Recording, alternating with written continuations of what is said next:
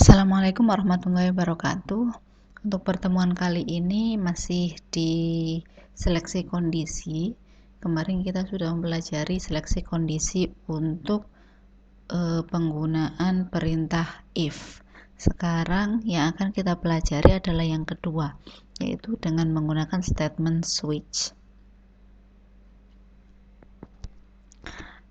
Untuk statement switch, ini merupakan pernyataan yang digunakan untuk menjalankan salah satu pernyataan dari beberapa kemungkinan pernyataan berdasarkan nilai penyeleksi. Jadi di sini kalau switch, maka di sini kita punya identifier apa variabel yang merupakan identifier kita. Kemudian di sini ada beberapa perintah case. Jadi case, kemudian kita memasukkan value pertama atau nilai pertama, nilai dari identifier ini. Kemudian jika ini terpenuhi case yang pertama, maka akan dilakukan eksekusi perintah untuk pernyataan nomor 1. Bisa lebih dari 1 ya pernyataannya. Kemudian ketika proses di sini sudah selesai, maka harus ada break di sini. Nah, break ini gunanya untuk memisahkan antara yang case pertama dengan yang case selanjutnya. Jadi harus ada break. Kalau nggak ada break nanti tetap berlanjut. Jadi kalau sudah case 1 terpenuhi, break, kemudian langsung keluar dari switch seperti itu. Nah, kalau case yang pertama tidak terpenuhi, maka langsung ke yang kedua dan seterusnya. Kemudian di sini ada default. Default ini semacam else kalau di if ya. Jadi ketika semua case yang sudah disebutkan tidak dipenuhi, maka langsung masuk ke default. Nah, di sini ada pernyataan untuk defaultnya apa.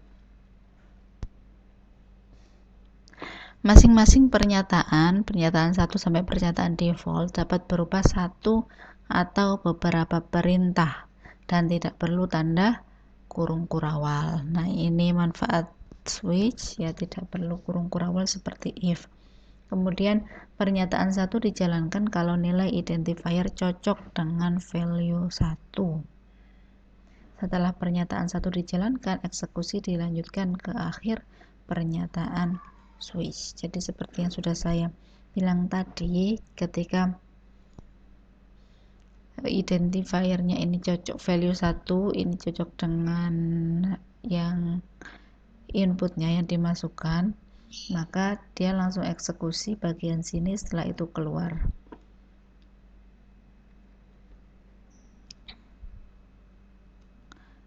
Kemudian bagian break pada setiap case sangat penting, sebab break akan menyebabkan keluar dari switch. Kemudian bagian default bersifat optional. Jika ada, bagian ini hanya akan dijalankan kalau nilai identifier tidak cocok dengan value 1, value 2, dan seterusnya. Jadi seperti di if juga, kalau nggak ada else di yang paling akhir juga itu masih jalan programnya gitu. Nah, di sini kalau di switch ya, ketika sudah selesai masuk ke yang pertama, misal case value yang pertama, break, itu akan selesai keluar dari switch ini. Beda kalau di if ya, misal yang pertama sudah terpenuhi, dia masih mencoba, programnya masih berjalan ke perintah-perintah yang di bawahnya, ke statement-statement yang di bawahnya, itu masih dilalui oleh if. Tetapi kalau di switch, ketika sudah kemudian ada break, langsung diarahkan keluar dari switch. Jadi sebenarnya secara waktu itu nanti programnya akan lebih cepat switch daripada if.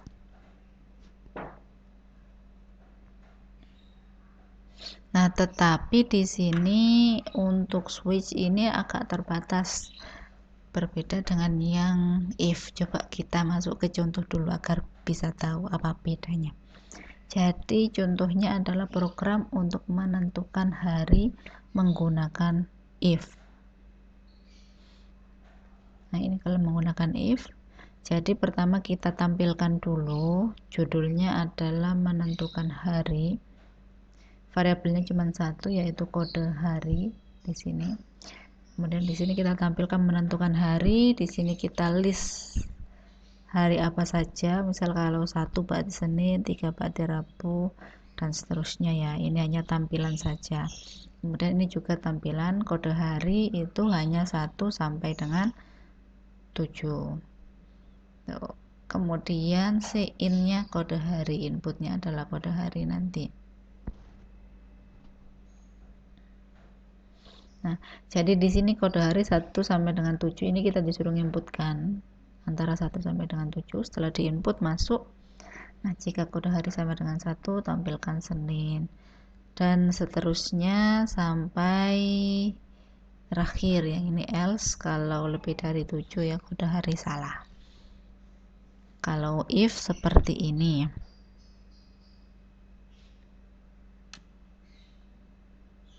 Nah, nanti outputnya akan seperti ini. Misal kita input 2, enter akan ada Selasa di sini.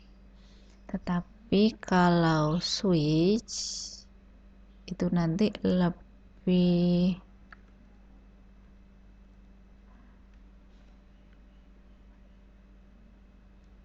mudah dimengerti mungkin ya. Kalau switch tidak terlalu banyak kurung kurangwal juga. Jadi masih sama. Ini kita masukkan kode harinya, kemudian di sini identifiernya apa, yaitu kode hari. Value satunya apa? Angka 1 di sini. Jadi case 1 berarti itu kalau kode harinya itu 1, maka keluarkan Senin, break, dan seterusnya.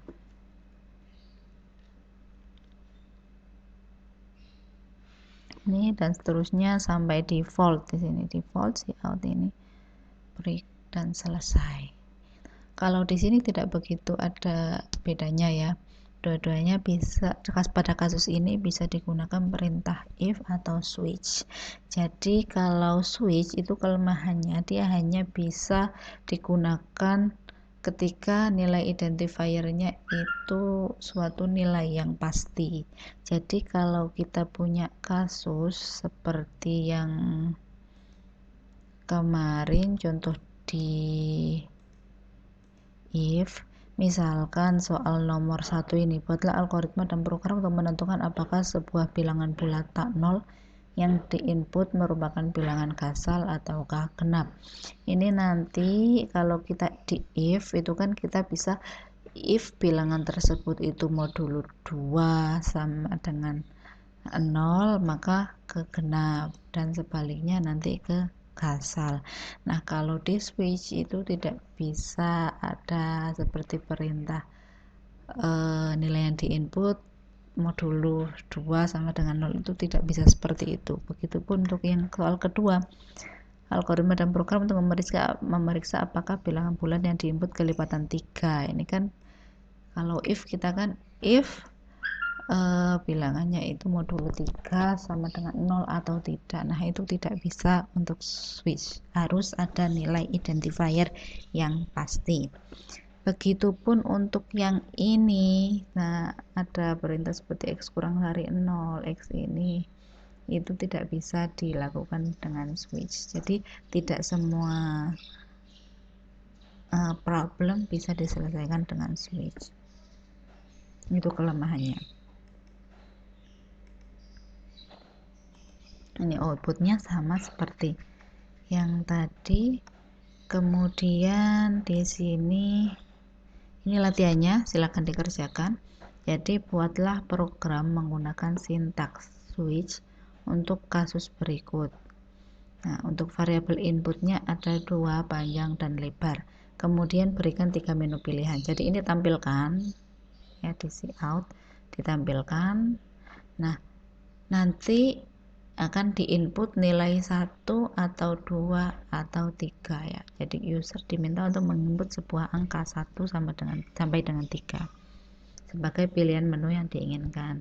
Jadi kita selain input panjang, lebar, juga input angka 1 sampai dengan antara angka 1 atau 2 atau 3. Nah, kalau 1 berarti nanti ditampilkan luas persegi panjang. Kalau 2 berarti nanti ditampilkan keliling dari persegi panjang, dan kalau 3 berarti menghitung panjang diagonal dari persegi panjang gitu. Jika di input angka 1 sampai dengan 3, maka kerjakan sesuai menu yang tersedia, menu 3 ini. Sedangkan jika di input angka selain 1 sampai dengan 3, maka berikan keterangan bahwa tidak ada menu pilihan untuk angka yang diinput. Nah, ini nanti taruh di defaultnya gitu. Jadi silahkan ini dikerjakan.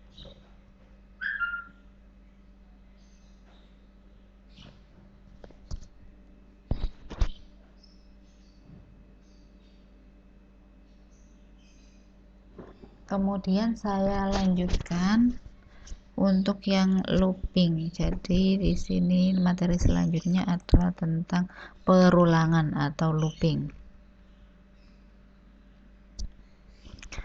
Perulangan digunakan untuk mengerjakan sebuah atau beberapa perintah secara berulang-ulang sesuai dengan yang diinginkan. Nah, perulangan ini terdiri dari dua, yaitu perulangan sederhana atau single loop dan perulangan kompleks atau nested loop. Jadi kegunaannya apa untuk perulangan? Adalah untuk melakukan perintah atau juga bisa perhitungan beberapa kali. Jadi misalkan kita menghitung rata-rata dari suatu variabel, suatu nilai ya, rata-rata dari suatu nilai. Jadi misalkan nanti untuk rata-rata berarti kan kita harus menjumlahkan semua nilai itu. Nah, untuk menjumlahkan yang pertama ditambah yang kedua, kemudian jumlahnya nanti ditambahkan dengan yang ketiga, yang jumlah dari yang ketiga ditambahkan dengan yang keempat, dan seterusnya. Itu bisa dilakukan dengan looping atau perulangan ini. Nanti kita akan bahas satu persatu contohnya. Statement perulangan ada 3. Kalau kemarin statement untuk yang seleksi itu ada 2, if dan switch. Kalau statement perulangan ada 3, ada for, ada while, ada do while. Untuk while sama do while ini agak mirip ya. Kalau di for itu pertama di sini, jadi ada di dalam tanda kurung ini yang pertama adalah inisialisasi. Jadi nilai awalnya berapa itu di sini inisialisasi. Kalau di flowchart itu lamanya seperti apa? Seperti yang segi 6 itu ya. Itu yang inisialisasi. Kemudian kondisinya apa? Jadi selama kondisi ini terpenuhi, maka perulangan akan terus berjalan. Kemudian di sini adalah increment atau decrement. Jadi increment ini maksudnya setelah satu kali perulangan itu apakah ada kenaikan nilai, itu increment. Kalau decrement berarti penurunan nilai gitu ya. Ini nanti yang akan kita gunakan yang seperti di operator yang sudah kita pelajari seperti i++, kemudian i min seperti itu. Nah, di sini yang titik-titik dalam kurung kurawal ini adalah pernyataannya yang ingin diulang. Nah, kalau while itu di sini langsung dituliskan kondisinya apa. Nah, selama kondisi ini terpenuhi, maka dia akan terus berjalan, perintah yang ada di dalam tanda kurung ini akan terus berjalan. Nah, kalau do while ini sebenarnya mirip dengan while, cuman seperti dibalik. Jadi do berarti kerjakan yang ini ketika kondisinya terpenuhi.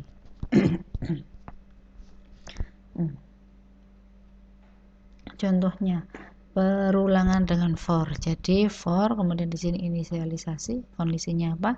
Increment atau decrement. Ini salah satu ya, increment atau decrement. Kemudian pernyataan 1 sampai pernyataan ke n. Ini yang akan dieksekusi ketika kondisinya terpenuhi.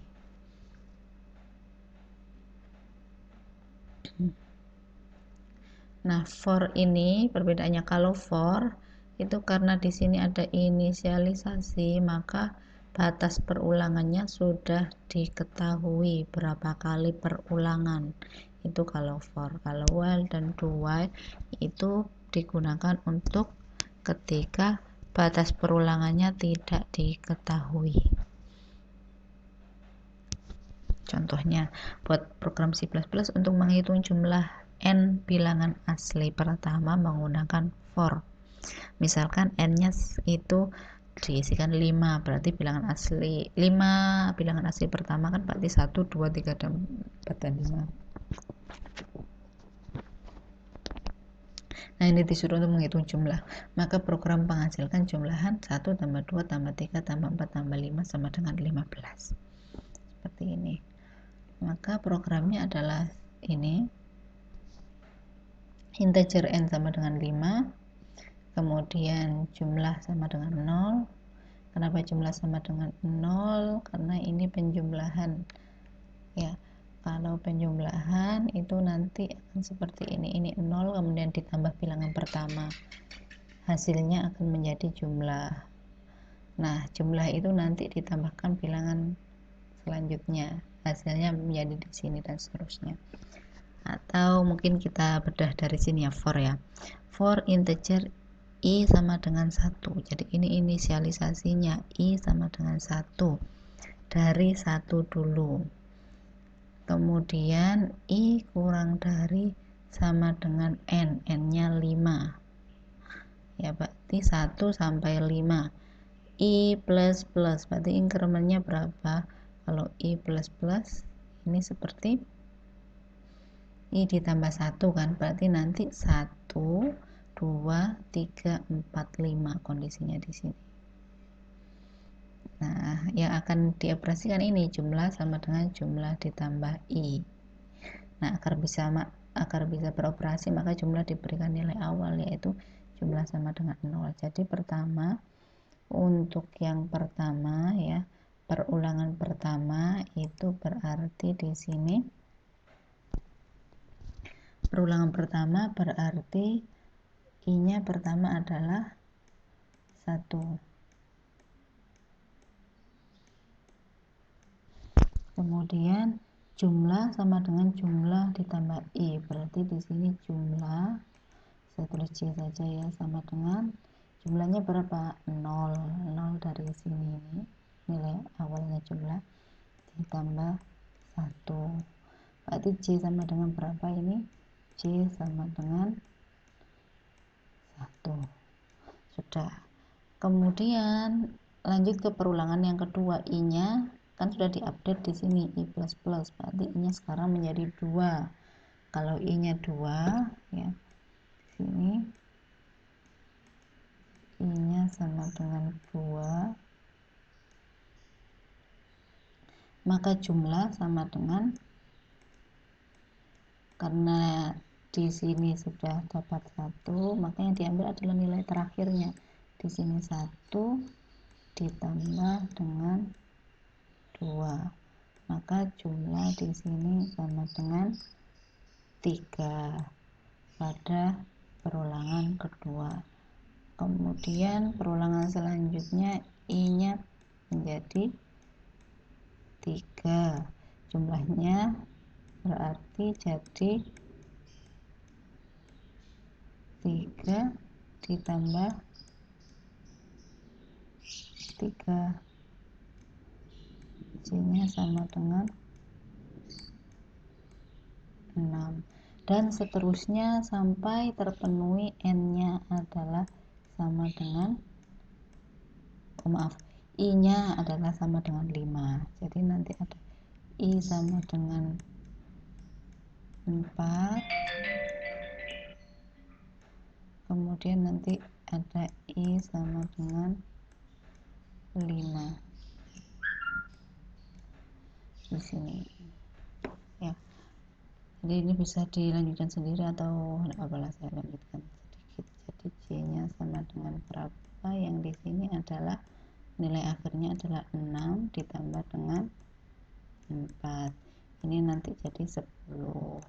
Kemudian yang di sini c-nya adalah sama dengan 10 ditambah 5, maka c terakhir adalah sama dengan 15. Nah, kemudian si out jumlah bilangan, jumlah ini adalah nilai terakhir yang dihasilkan dari perulangan ini. Jadi di sini nanti hasilnya adalah 15.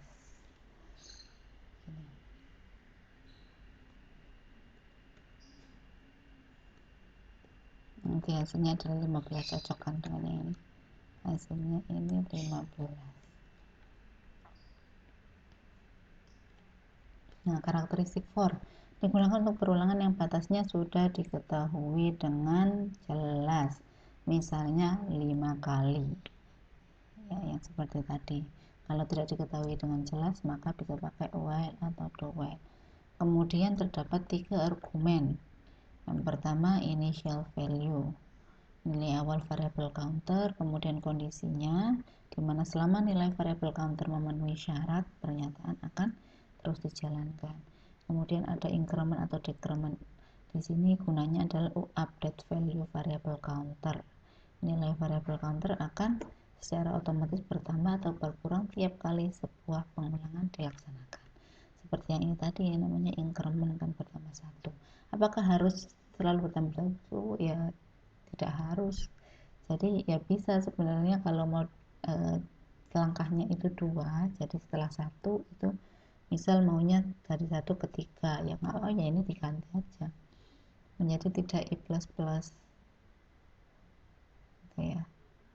Jadi misal di sini tidak i plus plus, bisa juga diganti menjadi i sama dengan i plus 2 gitu, bisa. Atau ini sudah kita pelajari di operator ya, jadi kita i sama dengan i plus 2 itu juga bisa, atau itu bisa disingkat jadi i plus sama dengan 2, itu sama saja. Diingat-ingat untuk yang pelajaran di operator kemarin. Kemudian di sini flowchart untuk for, nah ini segi 6, inisialisasi. Kemudian ada pemeriksaan kondisi, jika ia statementnya dijalankan setelah selesai perulangan pertama, maka apakah ada increment atau decrement, kemudian berulang lagi perulangan yang kedua, dan seterusnya. Setelah kondisinya tidak terpenuhi, maka dia keluar dari for. Kemudian untuk while, di sini ada inisialisasi kondisi, tetap ada inisialisasi. Kemudian ada kondisinya, kemudian ini pernyataannya, kemudian kalau increment atau decrement atau update kondisinya ada di statement yang paling akhir di sini. Nah, karakteristik while-nya, perulangan itu belum jelas berapa kali. Nah, ketika kondisi terpenuhi, perintah dalam looping itu dijelaskan. Nah, flowchart-nya itu seperti ini, tidak jauh beda ya dengan yang for tadi ya, karena memang sama-sama perulangan. Jadi pemeriksaan kondisinya terpenuhi atau tidak, kalau iya langsung ke statement, kemudian update kondisi, kemudian berulang lagi di sini. Kalau kondisinya sudah tidak terpenuhi, maka keluar dari while, perulangannya berhenti. Ini masih sama, sekarang menggunakan statement while. Ya, ini untuk menjumlahkan 5 bilangan asli pertama. Maka nanti seperti ini, inisiasinya adalah integer n sama dengan 5, jumlah sama dengan 0, i sama dengan 1. Jadi kalau di for tadi sudah ada kalimat i nanti sama dengan i-nya nanti kurang dari sama dengan n, seperti itu. Tapi kalau di while ini i kurang dari sama dengan n itu untuk yang kondisinya di sini. Kemudian ini inisialisasinya i sama dengan 1. Kemudian ini sama, kemudian incrementnya ditaruh di bawah sini. Jadi ketika I-nya kurang dari sama dengan 5, itu loopingnya akan terus berjalan. Ini juga masih sama, jadi pertama masuk I sama dengan 1, kemudian dijumlahkan ya, 0 ditambah 1, nah, sama dengan 1 jumlahnya. Kemudian I plus plus berarti I nya diupdate, setelah 1 berarti jadi 2, dan seterusnya, mirip seperti yang for tadi. Ini contoh 2-nya. Buatlah program C++ untuk meminta input bilangan sesuai persyaratan, yaitu bilangan positif. Jika inputan belum memenuhi syarat, maka program terus meminta inputan. Nah, ini yang cocok pakai while. Kenapa? Karena kita tidak tahu berapa kali nanti bilangannya berapa kali nanti perulangan itu terjadi. Jadi ini seperti ini. Jadi ini kita inputkan, misalnya kita minta masukkan bilangan, kemudian in bilangannya itu. Nah, mintanya di sini bilangannya itu harus positif yang dimasukkan. Kalau user memasukkan bilangan negatif, maka akan diulang lagi, disuruh masukkan bilangan itu lagi, dan seterusnya sampai user menuliskan bilangan, menginputkan bilangan positif. Nah, itu kan kita nggak tahu kapan user itu menginputkan bilangan positif, sehingga pakai while. Ketika bilangannya negatif, maka akan selalu muncul ini si out ini gitu. Kalau do while di sini sama, ada inisialisasi, kemudian ada perintah statement do. Di sini pernyataannya increment decrement. Nah, di sini kondisinya itu di terakhir, jadi while. Jadi seperti kerjakan ini ketika kondisinya terpenuhi. Itu tidak jauh beda dengan while tadi, hanya ditukar letaknya. Nah, karakteristiknya masih sama, perulangan yang belum jelas berapa kali sama dengan while. Awalnya kerjakan perintah dalam looping, ketika kondisi terpenuhi, perintah dalam looping dijalankan lagi. Jadi kalau do while ini perintah dalam looping minimal dikerjakan sekali. Kalau while ada kemungkinan tidak dikerjakan sama sekali ketika kondisinya belum terpenuhi.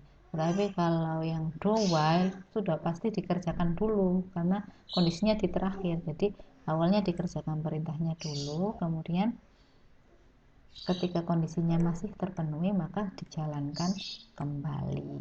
Tuh, maka di sini dibilang minimal dikerjakan sekali karena kondisinya itu akan ketahuan ketika sudah di bawah, ketika sudah perintahnya sudah dikerjakan sekali. Ini untuk flowchartnya. Jadi inisialisasi kondisi, kemudian statementnya, kemudian update kondisi, pemeriksaan kondisinya justru di terakhir. Kalau benar diulang lagi, kalau salah ya keluar. Tapi kan ini sudah dijalankan gitu. Untuk contohnya masih sama, untuk menghasilkan jumlahan 5 bilangan asli pertama.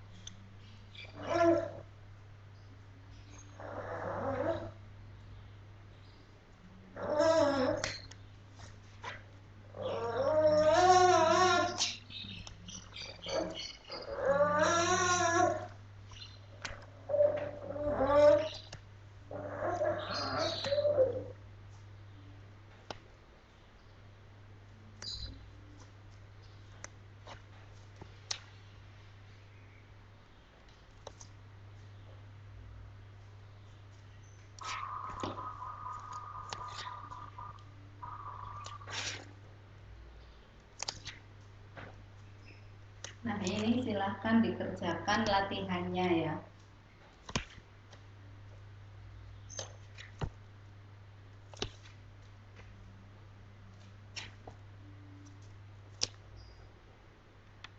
Hmm,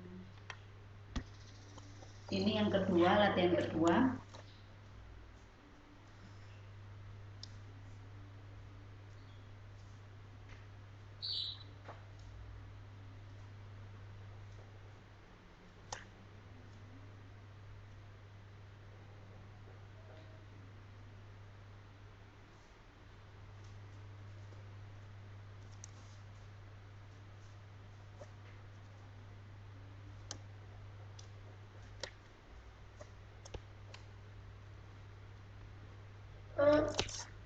Ya, sekian, terima kasih. Assalamualaikum warahmatullahi wabarakatuh.